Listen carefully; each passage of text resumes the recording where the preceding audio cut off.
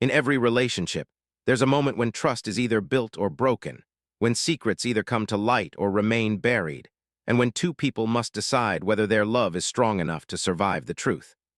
But what happens when that moment doesn't occur in the privacy of a therapist's office or during a quiet conversation at home, but instead unfolds in front of millions of viewers on national television? This is the story of how one unexpected answer during a Family Feud taping became the catalyst for the most powerful lesson about relationships, forgiveness, and second chances that Steve Harvey had ever witnessed in his decades of hosting. Before we dive into this incredible true story, make sure you hit that like button and subscribe to our channel, because what you're about to hear will change the way you think about trust, communication, and what it really means to fight for your marriage. The Johnson family from Atlanta, Georgia, stood on the Family Feud stage on what seemed like an ordinary Wednesday afternoon in September 2023. Marcus Johnson, a 42-year-old high school basketball coach, stood confidently at the podium alongside his wife of 18 years, Nicole Johnson, a 39-year-old elementary school principal.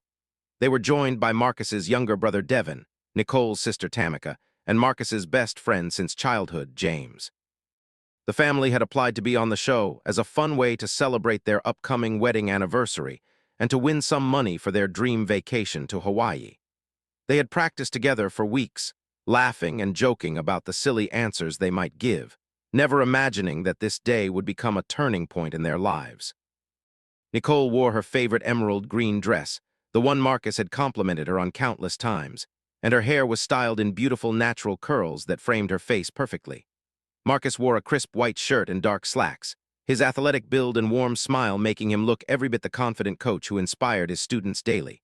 To anyone watching, they seemed like the perfect couple, the kind of partnership that had weathered life's storms together and come out stronger. The game had been going well for the Johnsons. They were leading against the opposing family, the Martinez family from Phoenix, by a comfortable margin. The energy was high, the audience was engaged, and Steve Harvey was in his element, delivering his trademark humor and reactions that made Family Feud one of America's favorite game shows. Nicole had already answered several questions correctly, her quick wit and sharp instincts earning praise from Steve and cheers from the audience. Marcus had contributed solid answers as well, high-fiving his wife after each successful response. The family chemistry was evident, their genuine affection for each other shining through every interaction. But everything changed when Steve asked what seemed like a straightforward question during the fourth round. The question was this: name something a married man might hide from his wife. It was a classic Family Feud question, the kind designed to get humorous answers about hiding junk food, buying expensive gadgets, or watching sports when they should be doing chores. The survey had been conducted with 100 married men, and the answers were supposed to be lighthearted, relatable, and funny. Marcus was at the podium for this question, and he buzzed in quickly, confident as always. Without hesitation, he said, "A second cell phone." The answer came out smoothly, naturally, as if he had thought about this question before. For a split second, everything seemed normal. Steve nodded, waiting for the board to reveal whether it was up there. But then something shifted in the atmosphere. Nicole, standing just a few feet away with the rest of her family, froze. Her smile disappeared. Her eyes locked onto her husband with an intensity that made everyone on stage uncomfortable. The audience, sensing something was wrong, grew quiet. Even Steve, with all his years of experience reading people and situations, noticed the change immediately. He looked from Marcus to Nicole and back again, his expression shifting from anticipation to concern. The board revealed that yes, a second cell phone was the number 3 answer with 21 points. Normally, this would have been a moment of celebration, but instead, the studio fell into an awkward silence. Nicole's sister Tamika reached out to touch her arm, but Nicole pulled away, her eyes never leaving Marcus. Steve Harvey, in his decades of hosting, had developed an almost supernatural ability to read the room. He had seen countless family dynamics play out on his stage, had witnessed everything from joyful reunions to awkward tensions, but something about this moment felt different. The way Nicole was staring at Marcus, the way Marcus's confident demeanor had suddenly evaporated, the way everyone else on stage seemed to be holding their breath, all of it told Steve that this was not just a game anymore. He made a decision in that moment that would change everything. Instead of moving on to the next question, instead of glossing over the tension with a joke or a quick transition, Steve stopped the game. He held up his hand to signal the crew, turned to the audience, and said something he had never said before in quite this way. "Ladies and gentlemen, I think we need to take a moment here. I have been doing this show for a long time, and I have learned to trust my instincts about people and situations. Right now, my instincts are telling me that something very important is happening on this stage, and I think we need to address it. The audience was completely silent now, leaning forward in their seats. The producers in the control room were frantically trying to figure out what was happening, whether they should cut to commercial, whether they should stop taping entirely. But Steve had made his call, and everyone trusted his judgment. He turned to Nicole, his voice gentle but direct. "Nicole, I can see that your husband's answer has affected you in a way that goes beyond this game.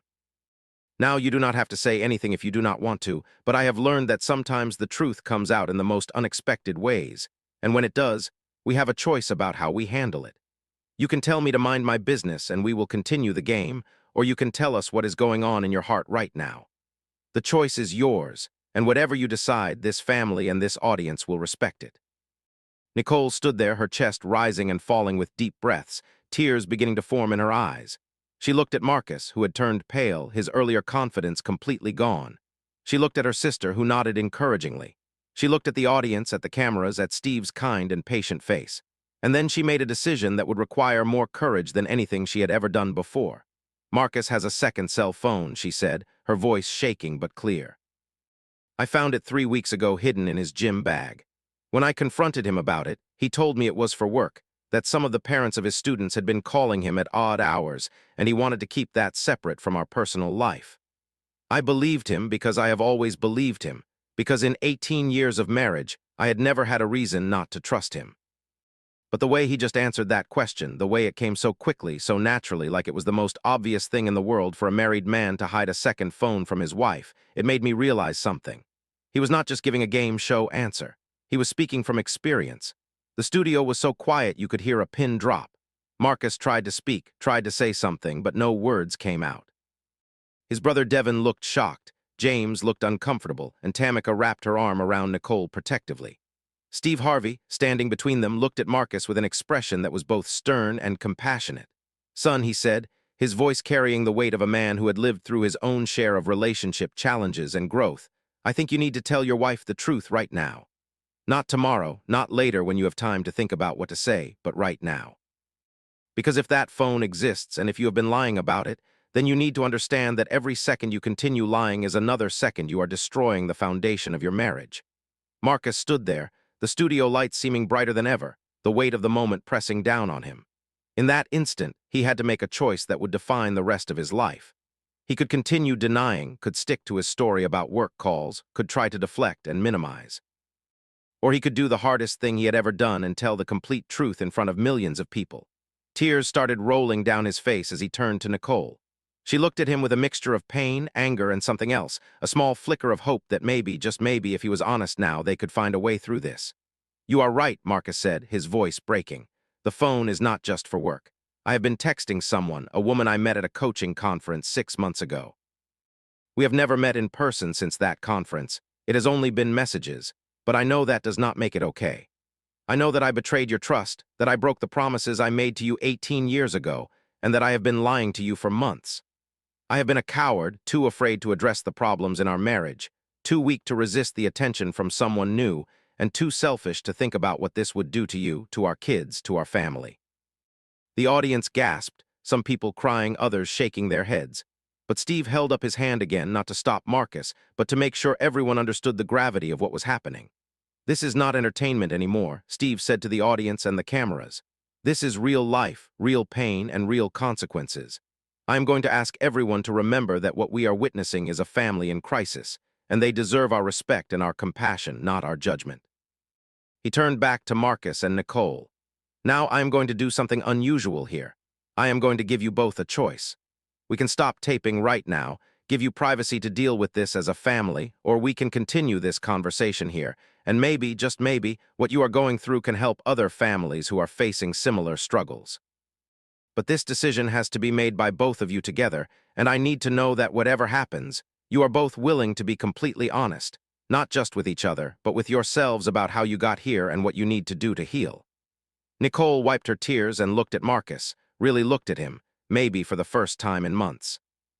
She saw not just the man who had betrayed her, but also the man she had fallen in love with in college, the man who had supported her through graduate school, the man who had held her hand during the birth of their 2 children, the man who had danced with her in their kitchen on random Tuesday nights. She saw his flaws and his humanity, and she also saw something she had not expected to see: genuine remorse and a desperate desire to make things right. "Let us talk about it here," she said quietly. "Not because I want people to see our pain, but because maybe Steve is right. Maybe if we can be honest about how marriages fall apart, we can also show people how they can be put back together. And maybe saying these things out loud in front of all these people will force both of us to really hear what we are saying and to really commit to whatever comes next." Steve nodded, his respect for both of them evident.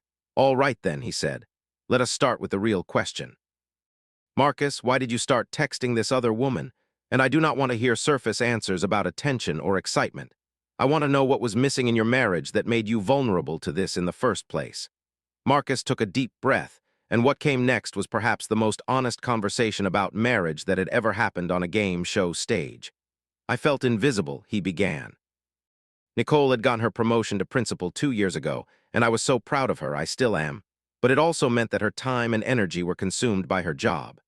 She would come home exhausted, would spend evenings on her laptop dealing with school issues, would be stressed and distracted even when we were together.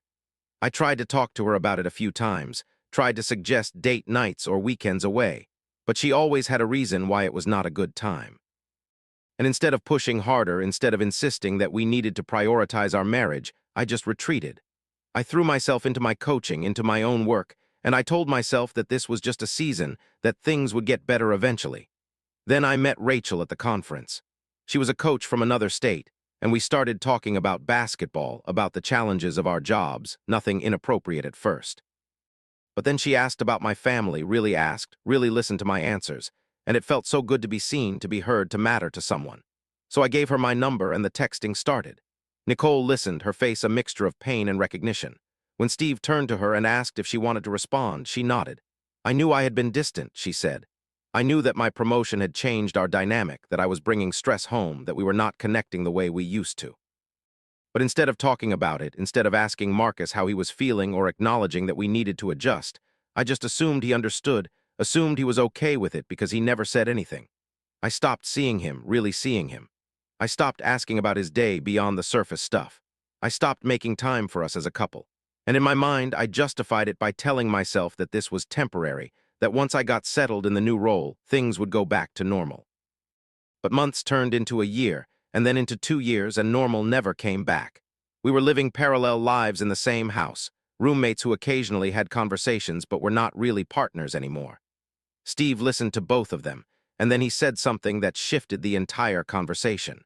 "What I am hearing from both of you is that this affair, or emotional affair, or whatever we want to call it, is a symptom of a deeper problem. The problem is not that Marcus is a terrible person or that Nicole is a neglectful wife. The problem is that somewhere along the way, you both stopped doing the work that marriage requires. You stopped communicating honestly about your needs and fears and disappointments. You stopped prioritizing your relationship over your individual pursuits. And you stopped believing that your marriage deserved the same level of attention and effort that you were giving to your jobs and other responsibilities." He turned to the audience, his voice taking on the tone of a teacher sharing hard-won wisdom. "I want everyone watching to understand something," he said. "Marriages do not usually fall apart because of one big dramatic event. They fall apart because of 1,000 small moments of disconnection, 1,000 times when we choose comfort over honesty, 1,000 opportunities to reach out that we let pass by. What Marcus did was wrong, there is no question about that. Keeping secrets, texting another woman, lying to his wife, all of that was a betrayal. But if we only focus on the betrayal and not on what created the conditions for it, then we miss the opportunity to really heal and to really change." He turned back to Marcus and Nicole. "So here is what I want to know from both of you. Nicole, can you honestly say that you want to save this marriage? Not because of what people will think, not because of the kids, not because divorce is hard, but because you genuinely believe that Marcus is worth fighting for and that your marriage can be better than it was before? And Marcus, can you honestly say that you are willing to do whatever it takes to rebuild trust, to be completely transparent, to address the real issues in your marriage, and to prove through your actions, not just your words, that you are committed to being the husband Nicole deserves?" The silence that followed was heavy with possibility. Nicole spoke first. "Yes," she said, "I believe Marcus is worth fighting for. I believe the man I married is still in there, underneath the mistakes and the fear and the weakness. I believe we can be better than we were, but only if we are both willing to do things differently. I cannot go back to being the workaholic who neglects her marriage. I cannot go back to assuming that Marcus will always be there no matter how little attention I give him. And I need him to understand that rebuilding trust is not going to happen overnight, that there will be days when I am angry and days when I am hurt and days when I question whether I made the right choice to stay. But if he can handle that, if he can be patient with my process while also doing his own work, then yes, I think we can save this. Marcus nodded, tears still streaming down his face. I will do whatever it takes, he said. I will end all contact with Rachel immediately and permanently. I will give Nicole complete access to both phones, to all my accounts, to my schedule, to everything. I will go to counseling, both individual and marriage counseling. I will listen when she is angry instead of getting defensive. I will prove to her every single day that I am choosing her, choosing us, choosing our family. And I will do the hard work of figuring out why I made these choices so that I never make them again. Steve looked at both of them with genuine affection and respect. This is what courage looks like, he told them. This is what real love looks like. Not the easy love of the honeymoon phase, not the comfortable love of routine, but the hard love that requires us to face our worst selves and our deepest fears and to choose growth over comfort. He turned to the family members who had been watching this entire exchange. Devin, Tamika, James, you all have a role to play here too. These two are going to need support, not judgment.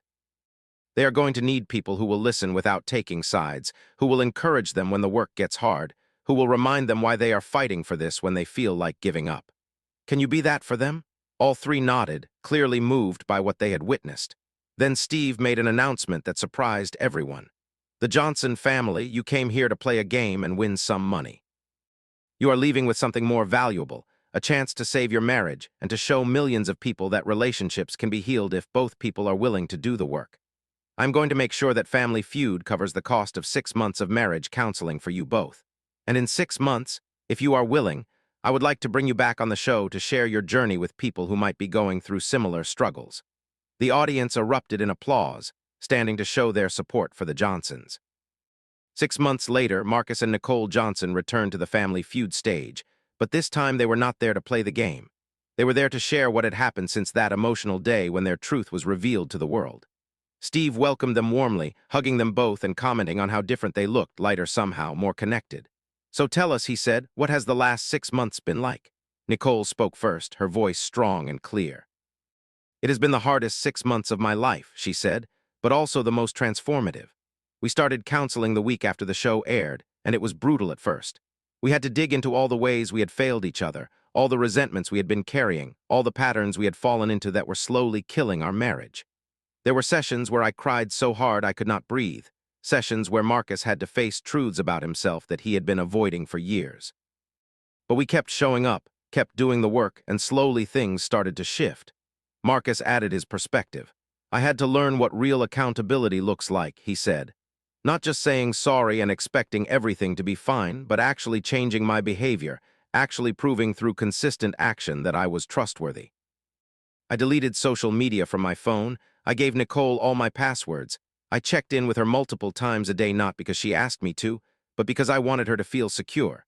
And I started individual therapy to work on why I had looked for validation outside my marriage instead of addressing problems within it. But the most important thing, Nicole interjected, was that we both had to change, not just Marcus. I had to acknowledge my role in our problems. I had to learn to set boundaries at work, to delegate more, to trust my team so that I was not bringing so much stress home every day. I had to make our marriage a priority again, to schedule date nights and actually keep them, to put down my phone when Marcus was talking to me, to show him through my actions that he mattered to me. We started doing this thing where every night before bed, no matter how tired we are, we spend 15 minutes just talking about our day, our feelings, our needs. It sounds simple, but it has changed everything. Steve smiled, clearly moved by their progress. And what about the trust, he asked. How do you rebuild that after it has been broken? Nicole thought for a moment. Trust is not rebuilt overnight, she said. There are still moments when I feel anxious, when I wonder if he is telling me the truth, when I have to consciously choose to believe him instead of letting fear take over. But those moments are becoming less frequent because Marcus has been consistent. He has not just told me he is committed, he has shown me every single day through his choices and his transparency. And I have learned that trust is not about having certainty that someone will never hurt you again. It is about having faith that even if things get hard, you will face them together. Steve turned to the camera, his expression serious but hopeful. I want everyone watching this to understand something crucial, he said. What the Johnsons have done is not easy, and it is not for everyone. There are situations where separation or divorce is the healthiest option, especially when there is abuse or when one person refuses to do the work. But for couples who are both willing to take responsibility, to be honest, to change their behavior, and to fight for their relationship, healing is possible. The key is not to wait until you are in crisis. The key is to invest in your marriage every single day, to communicate honestly about your needs, to address small problems before they become big ones, and to remember that the person you married deserves your time, your attention, and your best effort. He shared some practical advice for the audience. Start having real conversations with your partner about the state of your relationship. Do not wait for them to bring it up. Be the one who initiates the discussion. Ask questions like, do you feel seen and valued in our marriage? What do you need from me that you are not getting? How can we strengthen our connection? And then actually listen to the answers without getting defensive. Schedule regular date nights and protect that time like you would protect an important work meeting. Go to counseling before you are in crisis. Think of it as preventative care for your relationship.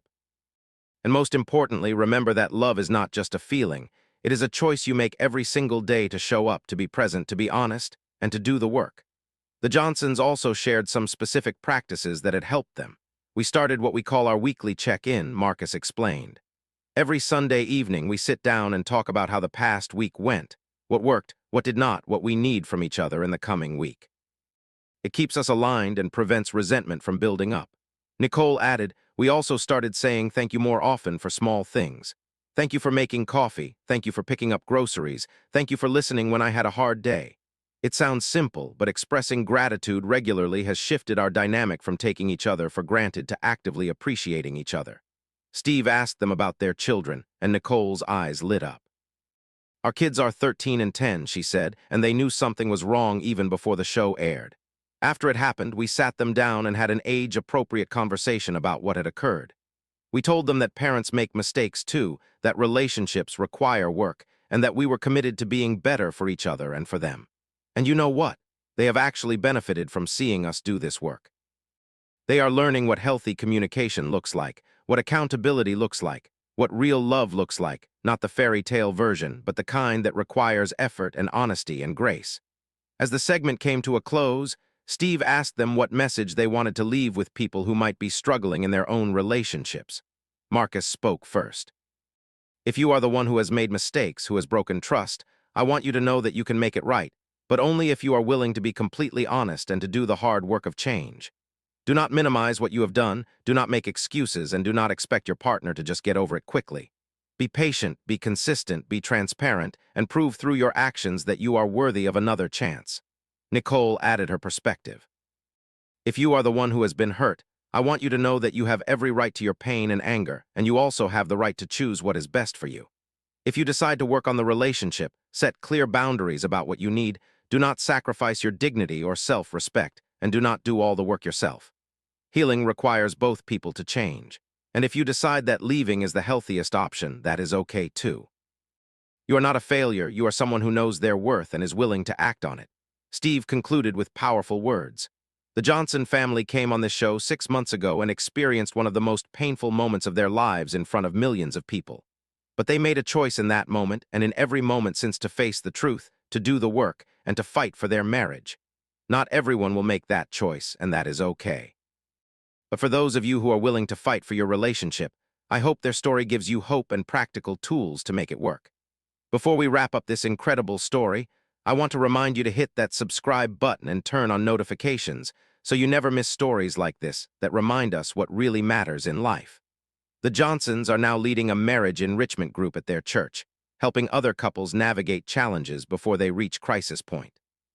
They have become advocates for preventative counseling and honest communication in relationships. Their story has been featured in marriage counseling programs as an example of how transparency, accountability, and mutual effort can heal even deep wounds. Steve Harvey still keeps in touch with them, checking in periodically to see how they are doing and celebrating their continued growth. The second cell phone that nearly destroyed their marriage is long gone, but the lessons it taught them remain. They learned that secrets create distance, that honesty creates intimacy, that marriage is not something you just have, but something you actively build every single day. They learned that perfect couples do not exist, but couples who are willing to be imperfect together and to keep choosing each other despite the hard days, those couples can create something beautiful and lasting.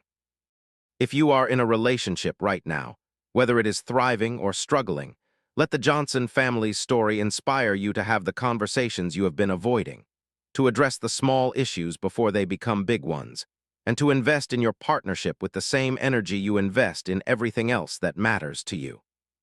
Because at the end of the day, the greatest legacy you can leave is not your career achievements or material possessions, but the quality of the relationships you build and the love you share with those who matter most.